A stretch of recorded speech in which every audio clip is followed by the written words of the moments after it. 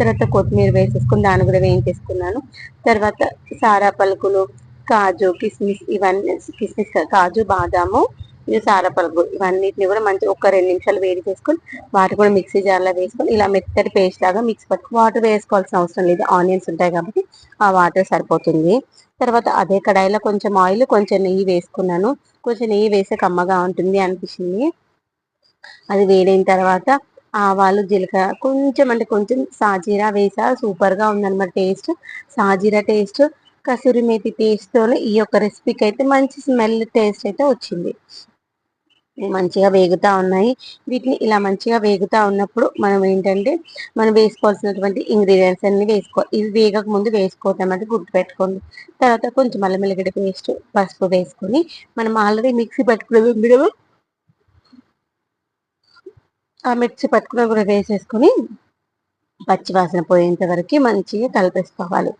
తర్వాత ఇదిగోండి, ఇది మనము ఆనియన్, కొత్తిమీర, తర్వాత డ్రై ఫ్రూట్స్ యొక్క పేస్ట్ మీద దాన్ని పచ్చి వాసన పోయేంత వరకు ఈ యొక్క తాలింపులోనే వేయించుకున్న తర్వాత మాత్రమే మిగిలిన ఇంగ్రీడియంట్స్ కానీ వాటర్ కానీ వేసుకోవాలి. అప్పుడే కర్రీకి మంచి కలర్ కావచ్చు, ఆ యొక్క గ్రేవీ థిక్నెస్ కావచ్చు, టేస్ట్ కానీ వస్తుంది, గుర్తుపెట్టుకోండి. ఇలా కలుపుతూ ఉన్నప్పుడు కడాయికి అంటుకోకుండా అది కడాయి నుండి సపరేట్ అవుతా ఉండాలి. ఇక్కడ చూడండి, కడాయికి సపరేట్ అవుతూ ఆయిల్ ఎందుకంటే బయటకు రిలీజ్ అవ్వాలి. అలా అయ్యేంత వరకు మనం కలుపుకోవాలి. అప్పుడే టేస్ట్ మంచిగా వస్తే గుర్తుపెట్టుకోండి. ఇలా చేయకపోతే ఆ యొక్క టేస్ట్ అయితే అస్సలు రాదు. తర్వాత ఇలా కలిపేసుకున్న తర్వాత దీంట్లో మనం ఆల్రెడీ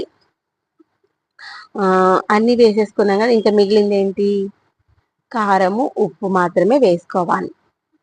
ఇలా మంచిగా మనం వాటర్ వేసేసుకుంటే, ఇక్కడ కారం, ఉప్పు మనము వాటర్ పోయే కంటే ముందైనా వేసుకోవచ్చు. ఇక్కడ నేను అడగలిందని వాటర్ వేసాను. కారము, ఉప్పు వేసుకోవాలి. ఇక్కడ మన కారంలో ఉప్పు ఉంది కాబట్టి ఉప్పు వేసుకోవట్లేదు, ఆ ఉప్పు సరిపోతుంది. ఇదంతా కూడా ఒక 2 నిమిషాలు దగ్గర పడనియాలి. ఒక ఉడుకు రానివ్వాలి. ఒక ఉడుకు వచ్చిన తర్వాత మనకి వాటర్ కన్సిస్టెన్సీ చూసుకొని వేసుకోవాలి. నాకు ఈ వాటర్ సరిపోతుంది.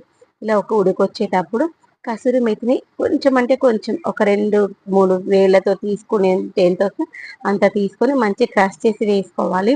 తర్వాత మనం ఆల్రెడీ వేయించి పెట్టుకున్నటువంటి మిర్చీలు ఉన్నాయి, ఆ యొక్క మిర్చీలు ఆల్రెడీ నేను బిర్యానీ కోసము